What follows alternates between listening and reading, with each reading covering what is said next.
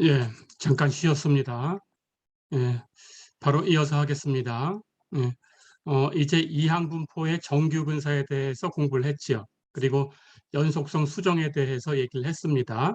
예, 이제 예제를 풀어보겠습니다. 예제 6.15 보세요. 예, 빈혈 환자가 회복될 확률이 0.4라고 한다. 자, 그런데 100명의 빈혈 환자 중에서 회복되는 환자의 수가 30보다 작을 확률이 얼마냐? 이것을 정규 근사를 이용해서 구해라 그랬어요. 자, 그러니까 이항분포를 가지고 계산할 수 있습니다. 그렇죠? 하지만 정규 근사를 이용해라 라는 문제예요. 자, 그렇다면 우리는 이 이항분포에서 평균과 분산, 그러니까 표준 편차까지 계산을 해야 돼요. 그렇죠?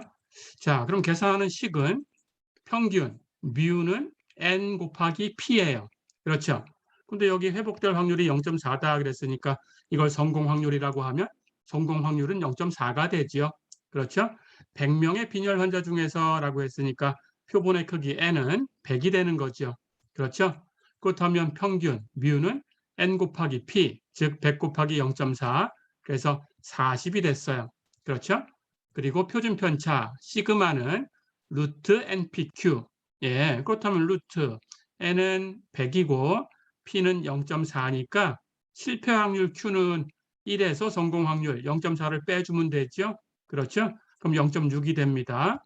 그래서 0.4 곱하기 0.6 곱하기 100. 그러면 24가 됩니다. 그거 다 루트 씌었으니까 루트 24. 그렇죠? 예, 루트 24 놓고 그냥 계산하세요. 근데 대충 근사값으로 계산하면 4.899인데 여기서 미리 쓸 필요 없습니다. 예, 일단 루트 24라고 놓고 계산기로 계산을 하시면 됩니다. 최종 결과에서 우리가 필요한 만큼만 쓰면 돼요. 자, 그렇다면 이 회복되는 환자의 수가 30보다 작을 확률하고 얘기를 했으니까 x가 30보다 작을 확률이에요. 그렇죠?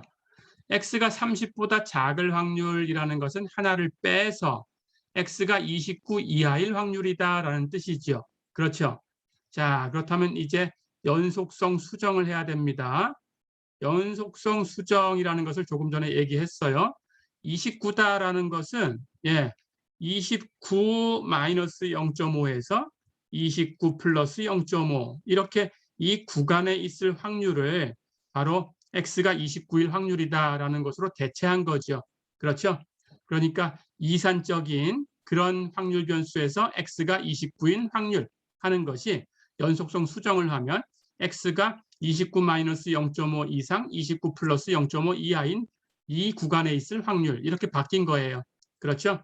자, 그래서 이 구간을 포함해서 그 이하가 돼야 되는 거니까 당연히 오른쪽 끝점을 포함해서 그 아래쪽으로 가야 되죠. 그렇죠?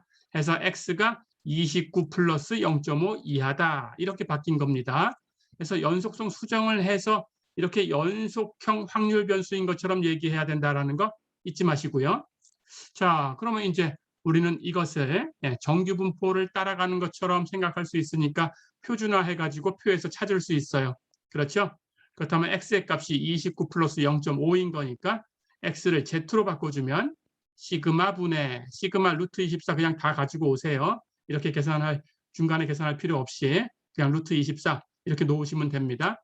그리고 여기 x의 값 29 플러스 0.5 마이너스 뮤는 40이었죠. 그렇죠? 예, 이제 이걸 계산하시면 돼요. 루트 24분의 29 플러스 0.5 마이너스 40. 이걸 계산기에서 계산하세요. 해서 소수점 아래 두 번째 자리까지 필요한 만큼만 갖다 쓰면 됩니다. 해서 가지고 오면 마이너스 2.14 이하인 확률이다. 어렵지 않죠? 예, 이건 바로 표에 있네요. 왼쪽 확률이니까. 자, 그렇다면 Z 아래쪽에서 마이너스 2.1 소수점 아래 첫 번째 자리까지만 찾으시고 두 번째 자리는 Z하고 같은 가로축에서 점 04 그렇죠? 찾으셔서 점 04에서 내려가시고 마이너스 2.1에서 오른쪽으로 가시고 만나는 곳에 있는 수를 읽으시면 됩니다. 0.0162 이렇게 있네요. 찾으셨죠? 자, 그래서 x가 30보다 작을 확률은 0.016이다. 정규 근사를 이용해서 계산한 거다. 어렵지 않죠? 예.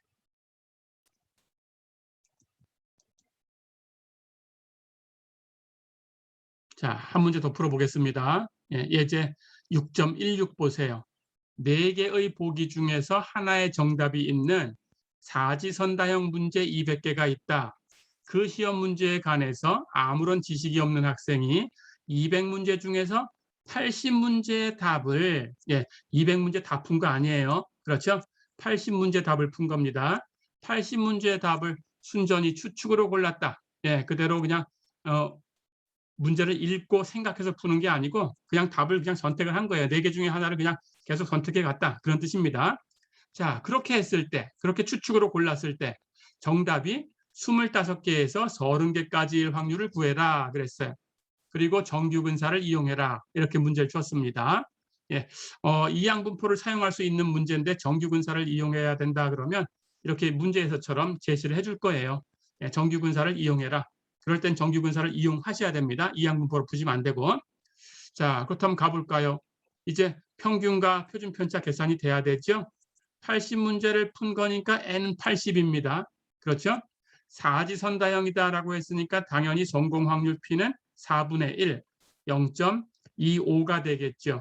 그렇죠? 이렇게 사용하시면 됩니다. 해서 뮤는 NP니까 n은 80문제. 그렇죠? P는 사지선다형 0.25. 80하고 0.25를 곱하면 20이 되네요. 그렇죠? 시그마는 루트 MPQ. 그렇다면 루트 n은 80, P는 0.25니까 Q는 1에서 성공 확률 0.25를 빼주면 되죠. 0.75.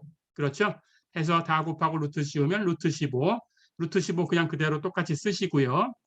자, 그렇다면 정답이 25개에서 30개까지일 확률, X가 25 이상 30 이하일 확률. 그렇죠? 주의할 게 있어요. 이거 그대로 쓰면 안 되죠. 연속성 수정해야 된다. 그렇죠? 연속성 수정. 자, 그렇다면 25 이상이다라고 했으니까 25라는 것이 25 마이너스 0.5에서 25 플러스 0.5까지예요. 그걸 다 포함해야 되니까 24.5, 25 마이너스 0.5를 포함해야 되죠. 그 오른쪽. 그렇죠? 해서 24.5 이상, 30 이하다 그랬으니까 30을 포함해야 돼요. 그렇죠? 그런데 30이라는 확률은 30에서 0.5 뺀 값부터 30에 0.5 더한 값까지, 즉 29.5에서 30.5까지예요. 그걸 다 포함해야 되니까 30.5까지 다 포함해야 돼요. 어렵지 않죠? 25라는 것은 24.5에서 25.5까지를 얘기하는 거고 30이라는 것은 연속성 수정을 하면 29.5에서 30.5까지를 얘기하는 거다. 이걸 다 포함해야 되니까 24.5부터 30.5까지. 어렵지 않죠? 자, 그렇다면 이제 표준화하면 되겠습니다. Z로 바꾸면 Z는 시그마 분의 루트 15였어요. X 24.5 마이너스 뮤는 계산하니까 20이었어요. 그렇죠? 부터 루트 15 시그마 분의 똑같죠? X 30.5 마이너스 뮤 20. 그렇죠? 해서 루트 15분의 24.5 마이너스 20부터 루트 15분의 30.5 마이너스 20까지 계산하면 이쪽 루트 15분의 24.5 마이너스 20 계산하면 1.16, 이쪽 계산하면 2.71 이렇게 되네요.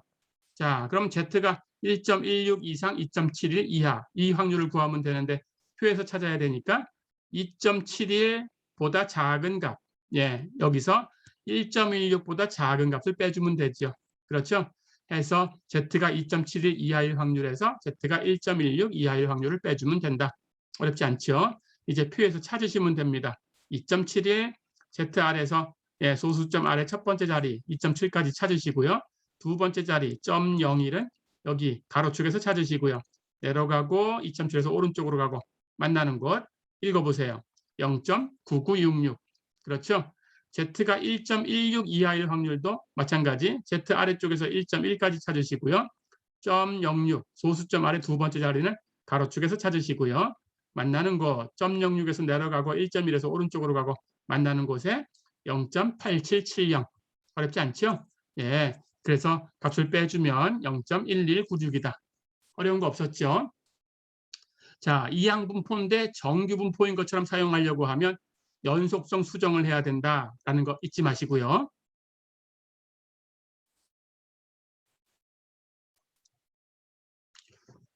자, 이렇게 해서 이제 정규분포에 대한 것은 모두 정리가 됐습니다. 예, 정규분포, 표준정규분포 계산을 해봤고요. 그걸 이제 응용하는 부분에서 이항분포지만 예, n이 충분히 크다 그러면 정규분포인 것처럼 사용할 수 있다. 그래서 이항분포의 정규분포, 정규근사 여기까지 해봤어요. 그렇죠? 자, 그러면 이제 연속형인 확률 변수를 몇 개만 더 소개를 하고 마무리를 하도록 하겠습니다. 6장 6절 보세요. 감마분포와 지수분포. 우선 감마분포라는 걸 소개하겠습니다. 감마분포는 이 분포함수가 이렇게 되는 거다라고 소개만 할 거예요. 실제로 우리 수업 시간에 사용하진 않습니다. 그런데 이걸 가지고 지수분포 그리고 카이제곱 분포 이 두 가지 분포가 만들어지니까 우리는 지수분포하고 카이제곱 분포는 사용할 거예요. 그래서 감마분포라는 형태는 알고 있어야 됩니다.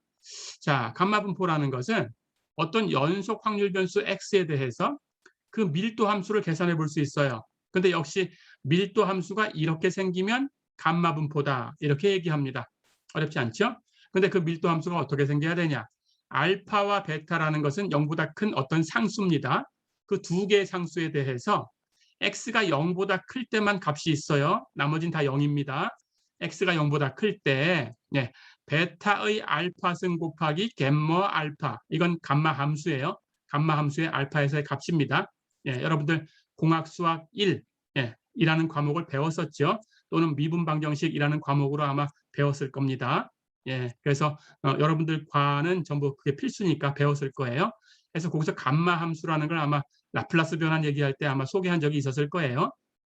그걸 가지고 얘기하면 되고요. 모른다면 감마 분포, 감마 함수라는 걸 여기 소개를 해줄게요. 감마 알파라는 값은 이렇게 이상적분으로 정의를 하는 값이에요. 인티그럴 0부터 무한대까지 2의 마이너스 x승 x의 알파 마이너스 1승 dx. 여기가 알파면 거기서 1 뺀수. 알파라는 것은 실수입니다. 어떤 실수가 와도 계산될 수 있어요. 자연수뿐만 아니라 실수 전체에서 얘기가 됩니다. 그럴 때 알파에서 1 빼주면 되는 거예요. x의 알파 마이너스 1승. 해서 2의 마이너스 x승하고 곱해서 0부터 무한대까지 이상적분해 주시면 돼요. 그 값을 갬마 알파라고 한다. 이것이 갬마 함수예요. 그 갬마 함수를 가지고 이렇게 표현된 겁니다. 베타의 알파승 곱하기 갬마 알파 분의 1 곱하기 x의 알파 마이너스 1승 곱하기 2의 마이너스 베타분의 x승. 어렵지 않죠? 이렇게 생긴 거다라고 그냥 보면 돼요. 보고 지나가면 됩니다. 외우실 필요 없어요. 자, 이렇게 된 거다.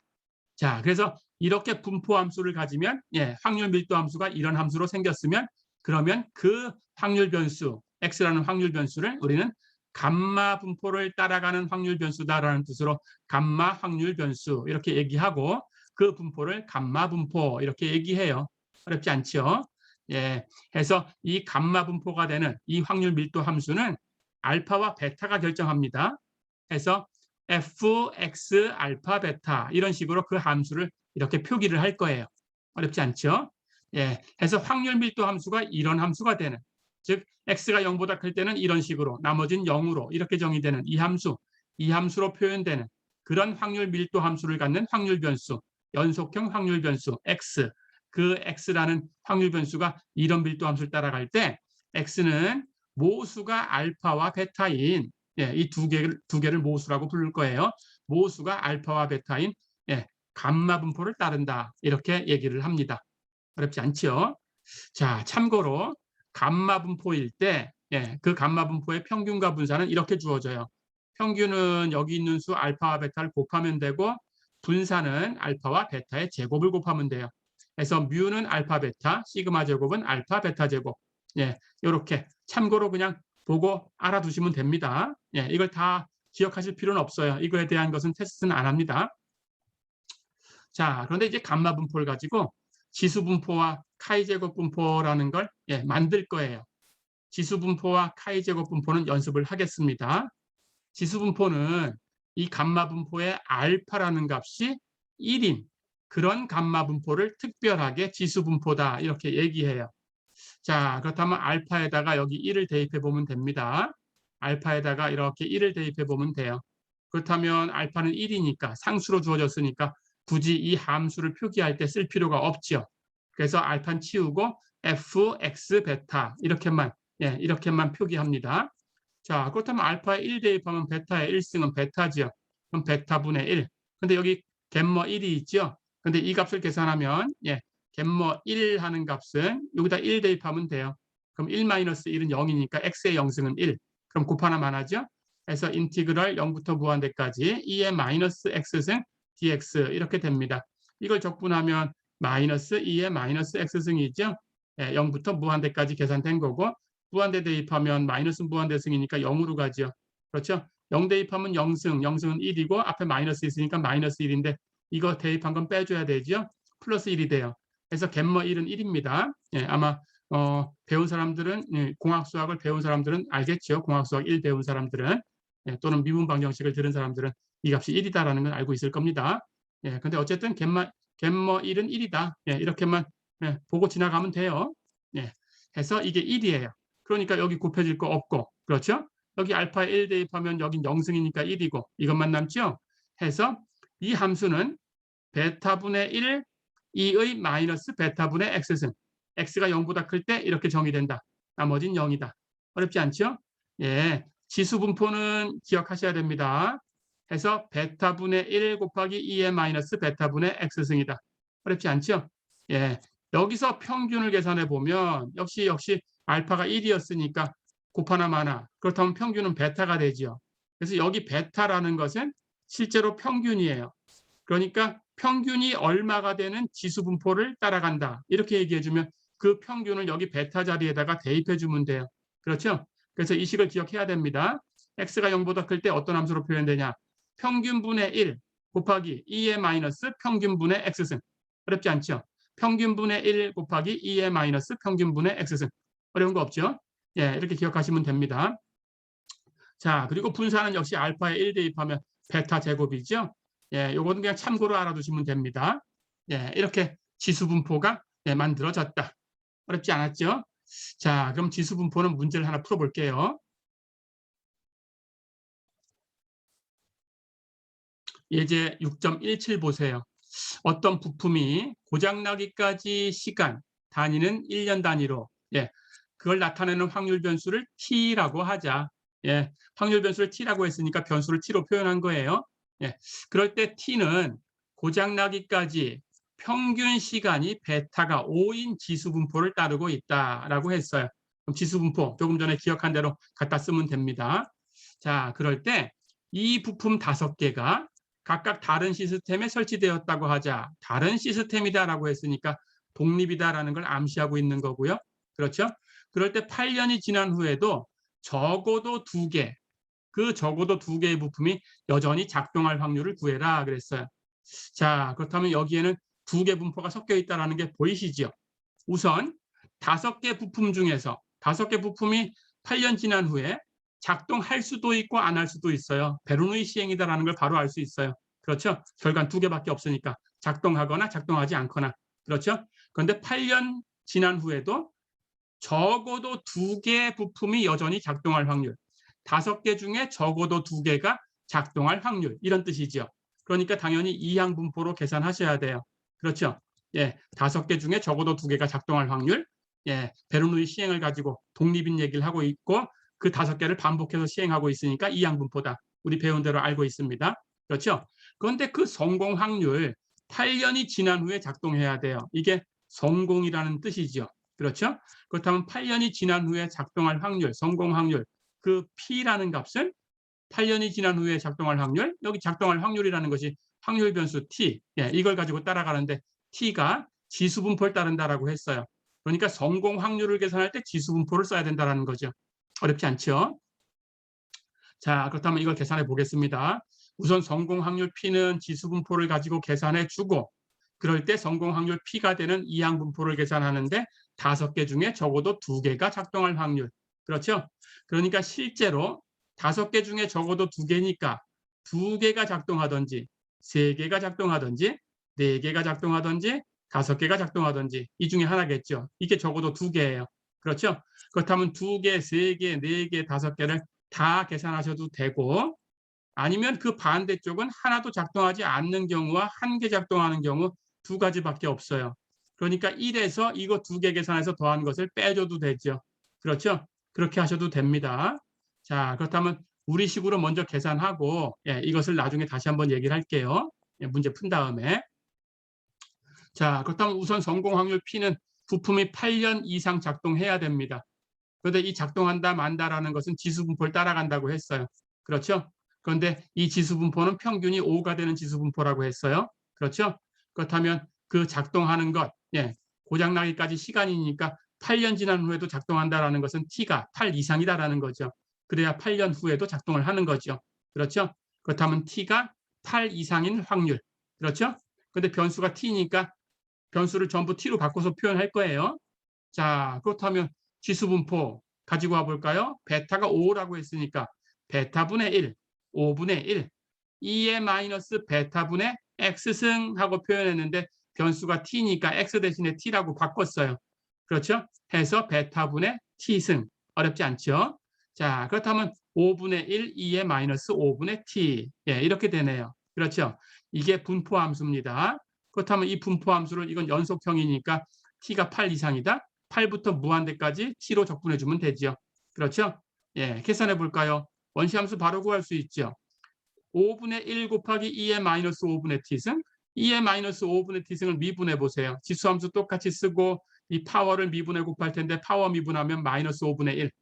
나가 곱해져야 되는데 곱해진 결과가 5분의 1만 남아야 되니까 마이너스 5분의 1이 곱해져서 5분의 1만 남으려면 앞에 마이너스 1 곱해져 있어야 되죠. 그렇죠? 이렇게 원시함수 구했습니다. 해서 원시함수는 마이너스 2의 마이너스 5분의 t승. 다 됐죠?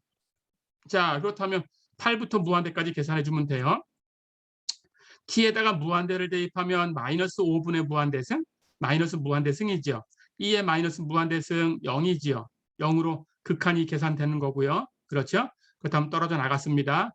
8 대입해서 뺄 텐데 8 대입하면 2의 마이너스 5분의 8승 앞에 마이너스 있어요. 뺄 거니까 플러스. 그렇죠?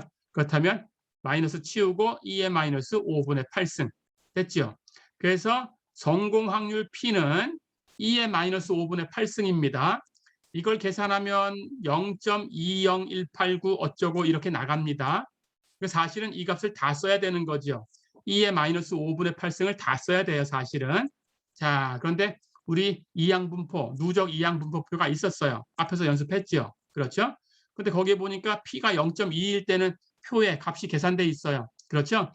그래서 0.2하고 얼마 차이 나나 봤더니 그 다음은 0이에요. 그렇죠? 그러니까 거의 차이가 안 난다라고 보고 0.1을 써서 근사값을 구하고 싶어요. 됐죠? 자, 그럼 근사값으로 먼저 계산을 합니다. 그리고 나서 실제값으로 얘기하는 걸 다시 얘기할게요. 근사값 0.2를 써서 계산하면 표에서 찾을 수 있다. 그렇죠? 그래서 누적 이항 분포표를 찾으면 됩니다. 자, 그렇다면 이제 이항 분포 문제를 풀어야 돼요. 5개 중에 적어도 2개가 계속 작동할 확률이라고 했어요. 그렇죠?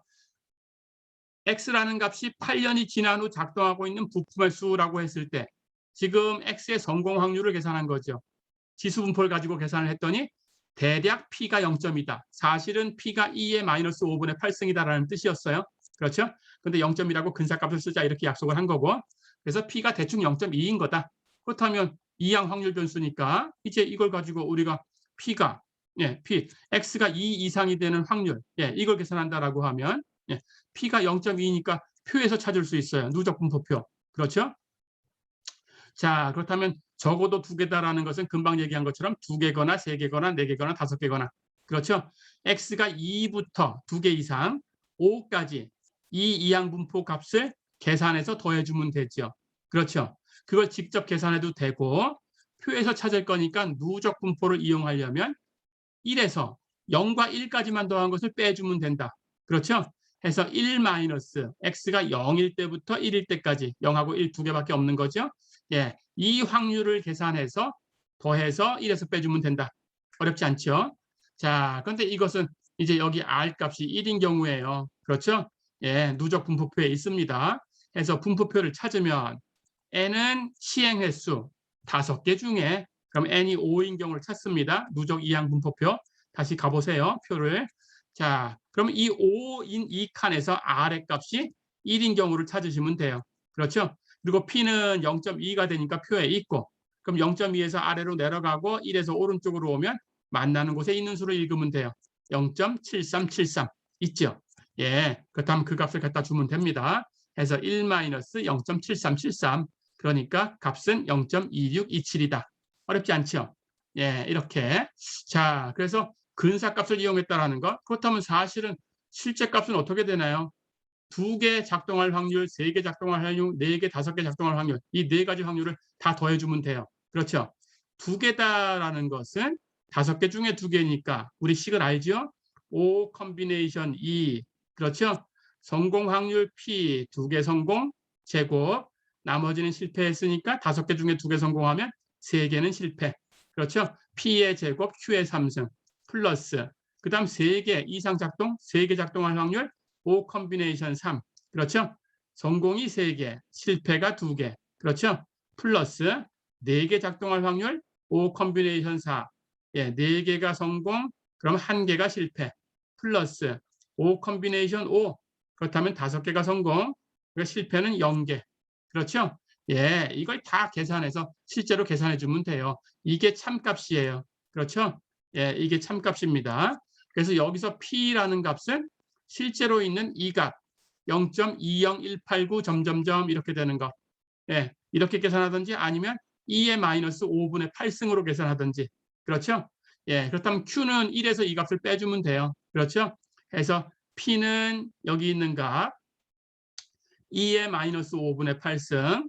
예, 그렇다면 Q라는 것은 1에서 빼주면 되니까 Q는 1 마이너스 2의 마이너스 5분의 8승. 그렇죠? 예, 이렇게 계산해 주면 됩니다. 예, 실제로 계산해도 이것하고 차이가 그렇게 많이 나진 않아요. 그렇죠? 예, 해서 이렇게 우리는 근사값으로 써봤어요. 어렵지 않았죠? 예, 해서 실제 성공 확률을 0.2라는 근사값으로 해서 표에서 찾으면 이렇게 된다. 어렵지 않았죠? 예.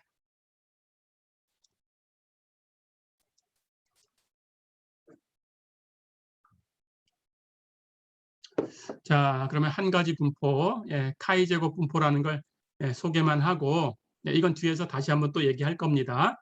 이 시간은 마무리하도록 하겠습니다. 자, 카이 제곱 분포도 감마 분포를 가지고 만들어요, 사실은. 그래서 감마 분포 중에서 알파가 2분의 b가 되고 베타는 2가 되는 그런 감마 분포를 특별하게 카이 제곱 분포다 이렇게 불러요. 됐지요? 자, 그렇다면 베타는 상수네요. 그렇죠? 알파라는 값은 2분의 b라고 표현됐으니까 베타하고 알파 다 통틀어서 b만 가지고 표현할 수 있겠네요. 그렇죠? 예, 그래서 b만 가지고 표현해서 이 함수는 fxb 이렇게 쓰기도 합니다. 자, 그렇다면 알파에다가 2분의 b를 대입하고 베타에다 2를 대입해서 이 함수를 얻을 수 있어요. 감마 분포를 앞에서 소개했으니까 알파, 베타에 이 값만 대입하면 됩니다. 그렇게 해서 계산하면 x가 0보다 클 때 2의 2분의 b승 곱하기 갬머 2분의 b 분의 1 곱하기 x의 2분의 b 마이너스 1승 곱하기 2의 마이너스 2분의 x승. 예, 이렇게 표현돼요. 그리고 나머지 구간은 0이다. 이렇게 표현됩니다. 됐죠? 야, 그럴 때 이렇게 밀도 함수가 이렇게 주어졌을 때 그럴 때 이 확률 변수의 분포를 우리는 카이 제곱 분포다 이렇게 불러요. 어렵지 않죠? 자, 그리고 여기 있는 b라는 수는 이 카이 제곱 분포의 자유도라고 불러요. 사실은 자유도. 이건 뒤에서 또 한번 얘기가 됩니다. 그래서 여기서는 그냥 잠깐 소개만 할 거고요. 그래서 어떤 확률 변수 x의 밀도 함수가 이렇게 생기면 그 확률 변수 x는 자유도가 b인 카이 제곱 분포를 따르고 있다. 이렇게 얘기를 합니다. 됐죠? 자, 그럴 때 x라는 확률 변수가 자유도 b인 카이 제곱 분포를 따르고 있다라는 것을 이렇게 기호로 표기를 합니다. 이런 기호로 x가 여기 물결 무늬는 따르고 있다라는 뜻이에요. 이 뒤에 건 분포고 해서 이것은 자유도가 b가 되는 카이 제곱 분포를 이렇게 기호로 써요. 이건 그리스 문자 카이입니다. 그 카이를 제곱한 거고요. 그래서 카이 제곱 이렇게 읽으시면 되고요. 그리고 가로 안에다가 b를 쓰는데 가로 안에 쓴 이 값이 바로 이 카이 제곱 분포의 자유도예요. 자유도는 다시 한번 또 얘기할 겁니다. 뒤에서. 해서 카이 제곱 b 이렇게 읽으시면 돼요. 해서 x가 자유도가 b인 카이 제곱 분포를 따르고 있다. 어렵지 않죠? 이런 기호로 씁니다. 기억해 두시고요. 자, 그럴 때 역시 참고로 카이제곱 분포의 평균과 분산 잠깐 알아볼 텐데 평균은 바로 그 자유도 B가 됩니다. 그리고 분산은 그 자유도 B의 2배, 2B가 돼요. 이렇게. 자, 이렇게 해서 카이제곱 분포까지 소개를 해봤습니다. 연속형 확률 변수는 여기까지고요. 이제는 다음 시간에는 7장은 여러분 진도에 없고요. 8장부터 이어서 할 텐데 8장부터는 이제 정말로 통계적인 얘기입니다. 추론에 대한 얘기가 들어갑니다. 그래서 8장, 9장, 10장, 그리고 시간이 된다면 12장, 안 된다면 10장에서 끝날 수도 있겠어요. 이번 학기는 중간 시험을 봤기 때문에 8주차를 수업을 안 하는 걸로 되어 있기 때문에 해서 중간 시험을 보고 8주차 수업을 안 했기 때문에 그 예년에 했던 것보다는 그 한 주 수업이 좀 빠져야 되는 것 같아서 만약에 시간이 된다면 그 준비한 걸 다 하겠지만 안 될 수도 있으니까 안 된다면 한 10장까지만 마치고 끝날 수도 있습니다. 그렇게 생각해 주시면 되겠어요. 자, 그래서 다음 시간에는 이제 8장부터 이어서 할 거고요. 8장은 추론적인 얘기다. 그래서 8장, 9장, 10장, 시간이 된다면 12장. 이렇게는 전부 추론적인 얘기다. 통계학을 얘기하고 있다. 이렇게 생각해 주시고 준비하면 됩니다.